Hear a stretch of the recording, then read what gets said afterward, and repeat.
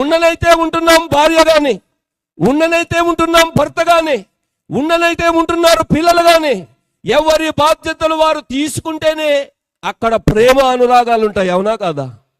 దేవుడు నా అనేది పోగొట్టుకుంటే కానానైతే వెళ్తావు, కానీ నా ప్రజలు అన్నప్పుడు ఉండే రోషం పౌరుషం వేరు, ఆ ప్రేమ వేరు. Praise lord.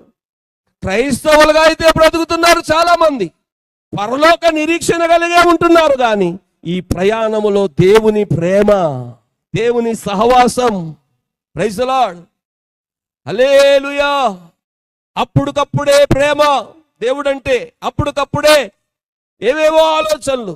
ఒక ఆదివారం పవిత్రత, పరిశుద్ధత, యథార్థత, సహవాసం, వాక్యం, దేవుని మాటలు. మిగతా వారం అంతా దేవుడు అంటున్నాడు, నిన్ను నీరు పారే తోటగా చేస్తాను, నీవు ఆయన సన్నిధిలో ఉత్సహించే వారిగా ఉండాలి. Praise the Lord. ఎక్కడ మన బ్రతుకులని బాగు చేశాడో దేవుడు ఆ విషయాన్ని ఎప్పుడూ మర్చిపోద్దు.